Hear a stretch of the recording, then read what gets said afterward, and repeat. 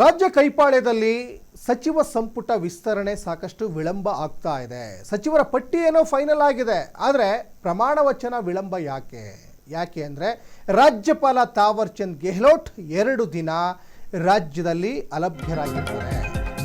July 30ರವರೆಗೂ ರಾಜ್ಯದಲ್ಲಿ ರಾಜ್ಯಪಾಲ ತಾವರ್ ಚಂದ್ ಗೆಹ್ಲೋಟ್ ಇರೋದಿಲ್ಲ ಅನ್ನುವಂತಹ ಮಾಹಿತಿ ಸಿಗ್ತಾ ಇದೆ. ಹಾಗಾಗಿ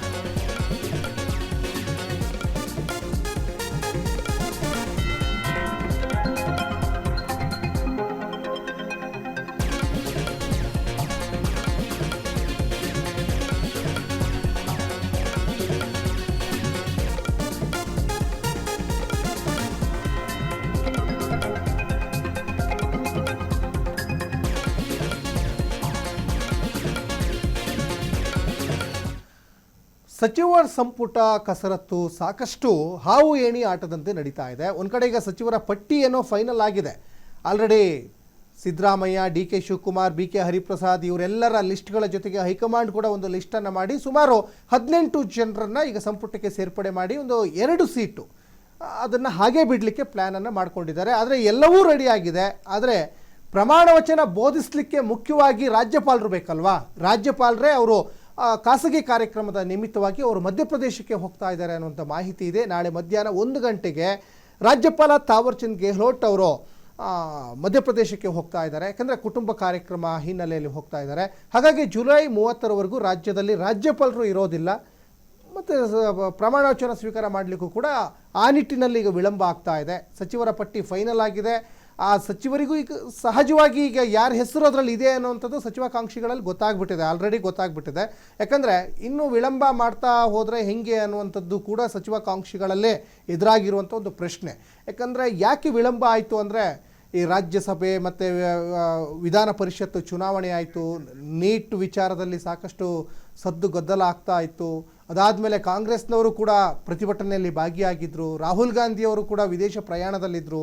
ಈ ಎಲ್ಲ ಕಾರಣಗಳಿಂದ ರಾಜ್ಯ ಸಚಿವ ಸಂಪುಟ ಒಂದು ಪುನರ್ರಚನೆ ವಿಚಾರದಲ್ಲಿ ಸಾಕಷ್ಟು ವಿಳಂಬ ಆಗ್ತಾ ಇತ್ತು. ಈ ಎಲ್ಲವೂ ಮುಗೀತು. ಈಗ ಇನ್ನೇನು ಸಚಿವ ಸಂಪುಟ ಒಂದು ಪ್ರಮಾಣ ವಚನ ಸ್ವೀಕಾರ ಮಾಡಲಿಕ್ಕೆ ಈಗ ಎಲ್ಲ ರೀತಿಯಾದಂಥ ತಯಾರಿ ಮಾಡಿಕೊಂಡಿದ್ರು. ಈಗ ನೋಡಿದರೆ ಪ್ರಮಾಣ ವಚನ ಬೋಧಿಸಲಿಕ್ಕೆ ಬಹಳ ಮುಖ್ಯವಾಗಿ ರಾಜ್ಯಪಾಲರು ಬೇಕಲ್ವಾ? ಅವರೇ ಇವಾಗ ಸಿಗ್ತಾ ಇಲ್ಲ. ಅವರು ಖಾಸಗಿ ಕಾರ್ಯಕ್ರಮದ ನಿಮಿತ್ತವಾಗಿ ಮಧ್ಯಪ್ರದೇಶಕ್ಕೆ ಹೋಗ್ತಾ ಇದ್ದಾರೆ. ಹಾಗಾಗಿ ನಾಳೆ ಮಧ್ಯಾಹ್ನ 1 ಗಂಟೆಗೆ ತಾವರ್ ಚಂದ್ ಗೆಹ್ಲೋಟ್ ಅವರು ತೆರಳ್ತಾ ಇದ್ದಾರೆ. ಗುರುವಾರ ಬೆಂಗಳೂರಿಗೆ ವಾಪಸ್ಸು ರಾಜ್ಯಪಾಲರು ಆಗ್ತಾರೆ ಅನ್ನುವಂತಹ ಮಾಹಿತಿ ಇದೆ. ಗುರುವಾರದ ಬಳಿಕ ಸಂಪುಟ ವಿಸ್ತರಣೆ ಕಾರ್ಯಕ್ರಮ ಆಗುವ ಸಾಧ್ಯತೆಗಳು ಕೂಡ ಇಲ್ಲಿ ಕಂಡು ಬರ್ತಾ ಇದೆ ಅನ್ನುವಂಥದ್ದು ಗೊತ್ತಾಗ್ತಾ ಇದೆ. ಒಟ್ಟಿನಲ್ಲಿ ಸಚಿವಾಕಾಂಕ್ಷಿಗಳು ಯಾರೆಲ್ಲ ಅನ್ನುವಂಥದ್ದು ಒಂದು ಫೈನಲ್ ಪಿಕ್ಚರ್ ಸಿಕ್ಕಿದೆ. ಹೊಸಬರು ಮತ್ತು ಹಳಬರ ಒಂದು ಸಮ್ಮಿಶ್ರಣವೇ ಈ 20 ಜನರ ಡಿ ಕೆ ಸಂಪುಟಕ್ಕೆ ಸೇರ್ಪಡೆಯಾಗುವವರು ಅನ್ನುವಂಥದ್ದು ಕೂಡ ಗೊತ್ತಾಗ್ತಾ ಇದೆ.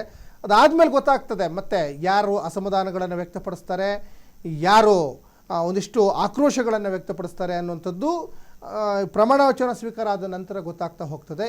ಈಗ ಮಾಜಿ CM ಸಿದ್ದರಾಮಯ್ಯ, ಹಾಲಿ CM ಡಿ ಕೆ ಶಿವಕುಮಾರ್ ಮತ್ತು KPCC ಅಧ್ಯಕ್ಷ ಬಿ ಕೆ ಹರಿಪ್ರಸಾದ್ ಅವರ ಒಂದು ಲಿಸ್ಟು, ಅದರ ಜೊತೆಗೆ ಹೈಕಮಾಂಡ್ದು ಮತ್ತೊಂದು ಲಿಸ್ಟು.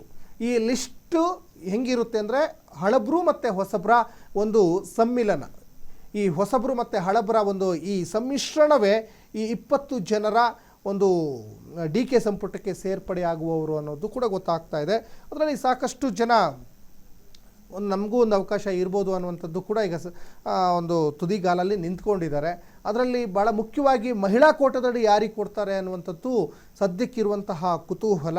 ಕೊನೆ ಪಕ್ಷದಲ್ಲಿ ಯಾರಿಗೆ ಏನು ಬೇಕಾದರೂ ಕೂಡ ಆಗ್ಬೋದು. ಈಗ ನಾವು ನಿರೀಕ್ಷೆ ಮಾಡಿದ್ದೆ ಒಂದು, ಅಲ್ಲಿ ಆಗೋದೇ ಇನ್ನೊಂದು ಆಗ್ಬೋದು. ಹಾಗಾಗಿ ಎಲ್ಲದಕ್ಕೂ ರಾಜ್ಯಪಾಲರು ವಾಪಸ್ ಬಂದು ಪ್ರಮಾಣ ವಚನ ಸ್ವೀಕಾರ ಮಾಡುವಾಗ ಎಲ್ಲ ಒಂದು ಫೈನಲ್ ರಿಸಲ್ಟ್ ಗೊತ್ತಾಗುತ್ತೆ ಅನ್ನುವಂಥದ್ದು ಸದ್ಯಕ್ಕಿರುವಂಥ ಮಾಹಿತಿ.